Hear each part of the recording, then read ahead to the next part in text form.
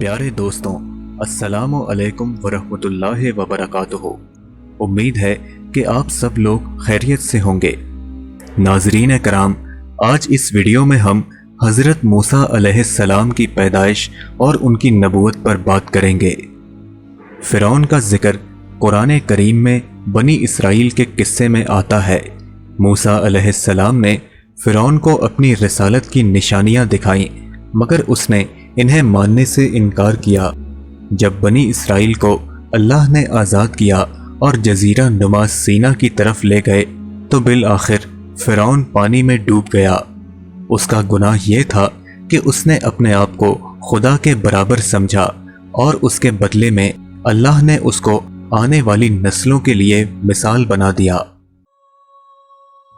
सामीन कराम, आप हमारे चैनल द इस्लामिक ग्रेस्प को ज़रूर सब्सक्राइब कर लें और नीचे दिए गए बेल आइकन को भी दबा लें ताकि आप हमारी आने वाली हर वीडियोस की नोटिफिकेशंस पा सकें।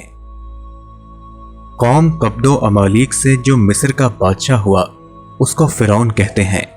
हज़रत मूसा अलैहिस्सलाम के ज़माने में फ़िरौन का नाम वलीद बिन मसअब बिन रियान है।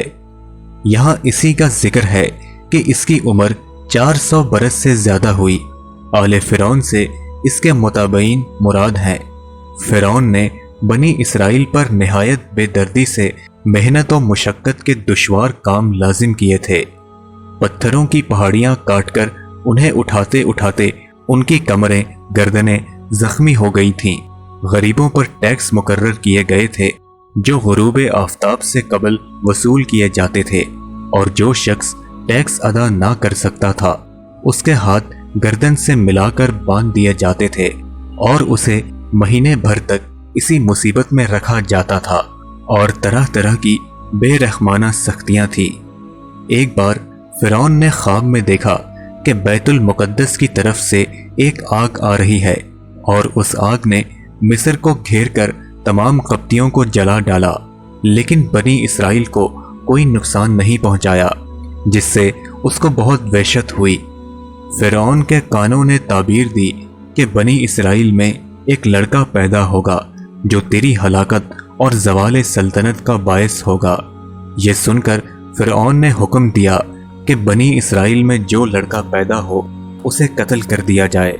एक रिवायत के मुताबिक 70,000 लड़के कत्ल कर दिए गए और 90,000 हमल गिरा दिए गए।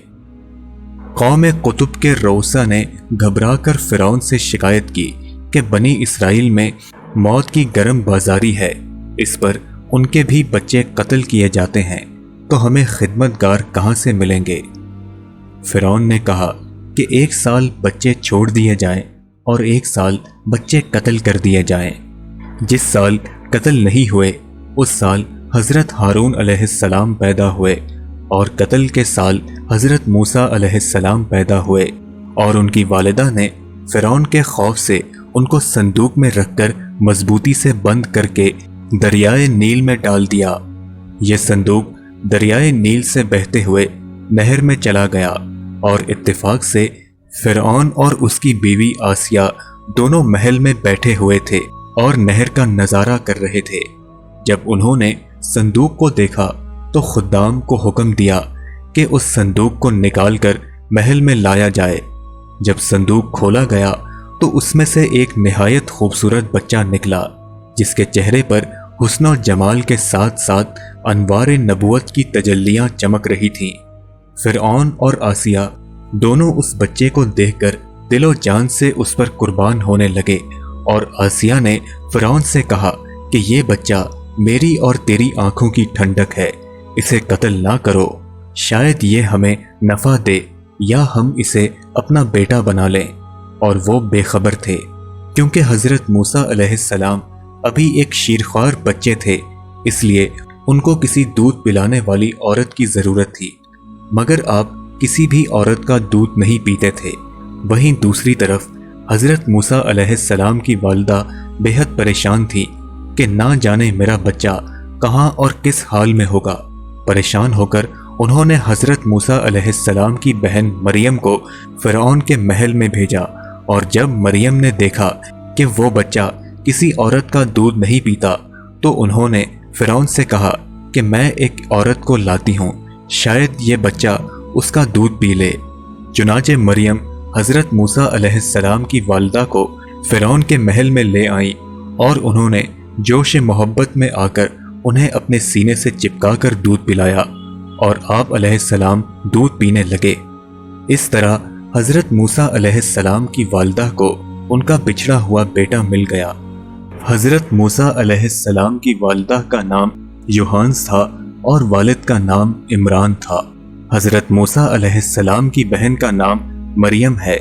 دوستو یاد رہے کہ یہ وہ مریم نہیں ہے جو حضرت عیسیٰ علیہ السلام کی والدہ ہیں۔ حضرت عیسیٰ علیہ السلام کی والدہ حضرت مریم حضرت موسیٰ علیہ السلام کی بہن سے ہزاروں سال بعد ہوئی تھی۔ حضرت موسیٰ علیہ السلام 2 سال تک اپنی ماں کی گود میں پلتے رہے اور جوان ہونے تک فرعون کے گھر پر رہے۔ ایک دن انہوں نے دیکھا کہ ایک قبطی بنی اسرائیل کے آدمی سے لڑ رہا ہے۔ بنی اسرائیل نے ان کو مدد کے لیے بلایا۔ حضرت موسیٰ علیہ السلام نے اس قبطی کو ایک مکہ مارا جس سے وہ قبطی مر گیا۔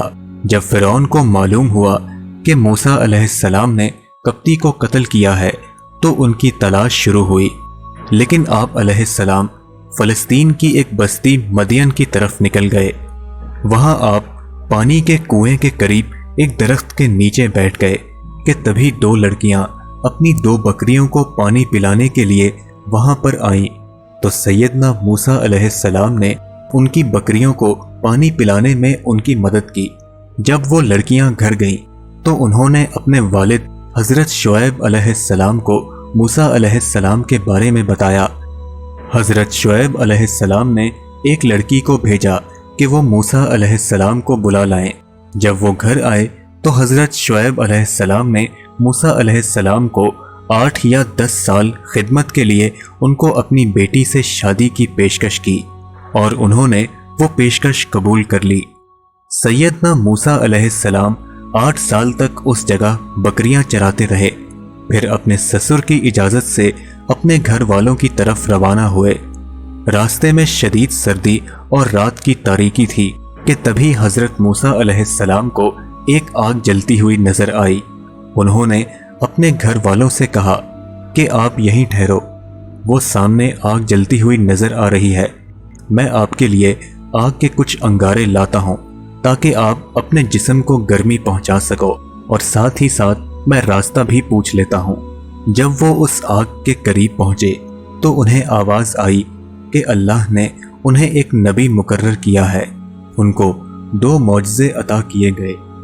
ان کو حکم دیا گیا کہ اپنی لاٹھی کو زمین پر پھینک دیں۔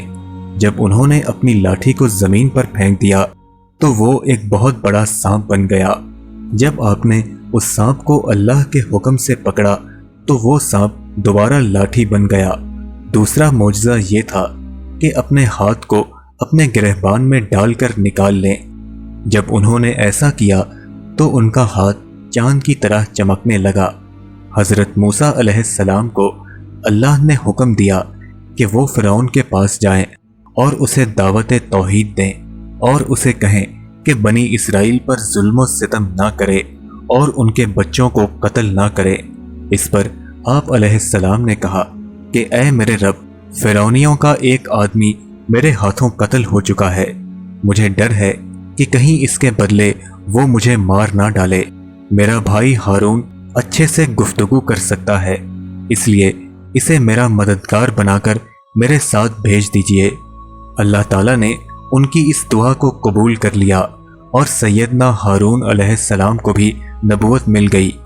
اب دونوں بھائی فرعون کے دربار میں گئے، اس کو ایک رب کی دعوت دی، لیکن اس نے ایمان لانے سے انکار کر دیا، ان کو جھٹلایا اور کہنے لگا کہ کیا تم وہی شخص نہیں جسے ہم نے اپنے گھر میں پالا اور حسن سلوک کیا تھا؟